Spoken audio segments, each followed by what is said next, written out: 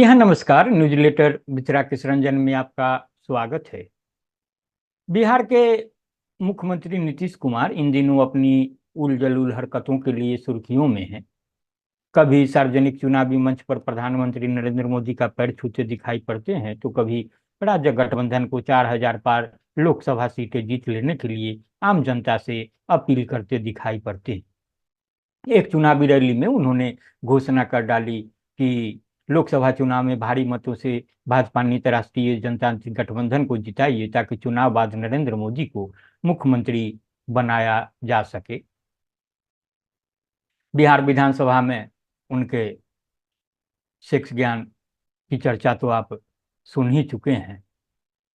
तो नंदकिशोर सिंह जी वामपंथी आंदोलन के अगुआ हैं, बिहार से आते हैं। वे लिखते हैं कि अभी हाल में मुश्किल से एक दो रोज पहले एनडीए की बैठक में नीतीश कुमार ने निवर्तमान प्रधानमंत्री नरेंद्र मोदी के पैर छूने की कोशिश करके पूरे माहौल को शर्मसार कर दिया। लोग अचंभित होकर बिहार के मुख्यमंत्री की दिमागी अवस्था पर तरस खा रहे थे। यह वही नीतीश कुमार हैं जिन्होंने 2013 में भाजपा द्वारा नरेंद्र मोदी को प्रधानमंत्री का भावी प्रत्याशी घोषित किए जाने से गुस्सा होकर बिहार में भाजपा से गठबंधन तोड़ लिया था। सांप्रदायिक भाजपा के घोर प्रतिगामी प्रतिनिधि नरेंद्र मोदी को बिल्कुल नापसंद करने वाले नीतीश कुमार को आखिर वक्त ने इतना कमजोर क्यों कर दिया कि उन्हें बार बार भारतीय पूंजीवादी राजनीति के सबसे प्रतिक्रियावादी, प्रतिगामी, दक्षिणपंथी, फासिस्ट एवं अहंकारी व्यक्तित्व के पैर छूने की जरूरत पड़ रही है। बिहार के लोग यह अच्छी तरह जानते हैं कि 1965 में फर्स्ट डिवीजन में अच्छे अंक से उत्तीर्ण होने वाले बख्तियारपुर के वैद्य जी रामलखन सिंह के मेधावी पुत्र नीतीश कुमार का दाखिला पटना साइंस कॉलेज में हुआ था, और उस समय उनकी वास्तविक उम्र लगभग 17 साल से कम थी। और इस हिसाब से नीतीश कुमार की वास्तविक उम्र आज की तारीख में 76 साल से कम नहीं है। तब प्रश्न उठता है कि 76 वर्ष के नीतीश कुमार जैसे घोर व्यक्तिवादी एवं अहंकारी नेता को आखिर अपने हम उम्र या एक दो वर्ष छोटे नरेंद्र मोदी के पैर छूने की जरूरत क्यों पड़ी? क्या सच में बढ़ती उम्र ने नीतीश कुमार के मानसिक स्वास्थ्य को प्रभावित कर दिया है? क्या वे गंभीर मानसिक बीमारी, भूलने की बीमारी, डिमेंशिया से पीड़ित हो गए हैं? यदि सच है तो नीतीश कुमार को बिहार के मुख्यमंत्री पद से अविलंब इस्तीफा कर देना चाहिए और अपने मानसिक स्वास्थ्य को दुरुस्त करने के लिए योग्य डॉक्टर से सलाह लेनी चाहिए।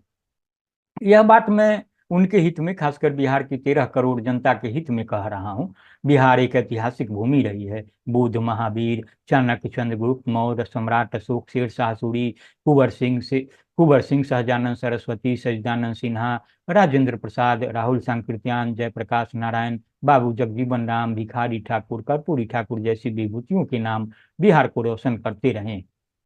बिहार के प्रथम मुख्यमंत्री डॉक्टर शिवपाल सिंह की बौद्धिकता के प्रथम प्रधानमंत्री पंडित जवाहरलाल नेहरू भी कायल थे। श्री बाबू के जमाने में बिहार प्रशासनिक रूप से उत्तम राज्य माना जाता था। आखिर ऐसे राज्य का मुखिया एक दयनीय पात्र भला कैसे हो सकता है? ऐसे भी एक दिवालिया घोषित व्यक्ति और मानसिक रूप से अस्वस्थ व्यक्ति को किसी संस्था का प्रधान नहीं होना चाहिए। शायद भारतीय पूंजीवादी संविधान भी इसकी इजाजत नहीं देता। फिर नीतीश कुमार के प्रति यह उदारता क्यों बरती जाए? तो जैसा कि नंद किशोर सिंह कहते हैं, सबको पता है कि नीतीश कुमार के समक्ष राजनीतिक शुचिता का कोई महत्व नहीं है। वे एक हद दर्जे के अवसरवादी, अविश्वसनीय एवं धोखेबाज राजनीतिज्ञ हैं। उनकी अविश्वसनीयता को इस तथ्य से समझा जा सकता है कि इंडिया गठबंधन के गठन में महत्वपूर्ण भूमिका निभाने वाले श्रीमान नीतीश कुमार ने ऐन मौके पर धोखा देकर राजग का पल्ला थाम लिया। ऐसे व्यक्ति को किसी प्रदेश का मुख्यमंत्री होने का नैतिक अधिकार नहीं है, और उस पर सच्चाई यह है कि उन्हें विश्राम एवं इलाज कराने की सख्त जरूरत है।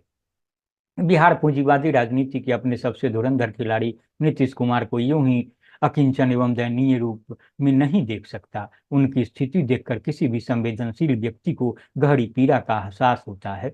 इसलिए यह बिहार के सम्मान की रक्षा के लिए अति आवश्यक है कि बिहार उनसे मुक्ति ले और उन्हें विश्राम करने के लिए उचित जगह दे। तो नंदकिशोर सिंह की जो टिप्पणी है उस पर समकालीन चिंतन के संपादक डॉक्टर राम कविंद्र ने भी अपनी प्रतिक्रिया दी है। उन्होंने कहा है कि मैं नंदकिशोर की बातों से सहमत हूँ। इसमें एक बात और जोड़ लेनी चाहिए, जदयू नेताओं को इस पर ध्यान देना चाहिए, लेकिन हमें यकीन नहीं है कि वे ऐसा कर पाएंगे। सभी पूंजीवादी पार्टियां एक मालिक के सामने गुलामों की संस्था बन गई हैं। अगर नीतीश का मानसिक संतुलन ऐसे ही गड़बड़ होता रहा तो उनके साथ खड़े गुलाम नए मालिक की खोज में निकल जाएंगे जो उन्हें सत्ता सुख दिला सके। तो बहरहाल इतना ही। आप इसे संजीदगी से सुनेंगे, गुनेंगे और अपनी प्रतिक्रिया से मुझे जरूर अवगत कराएंगे। नमस्कार।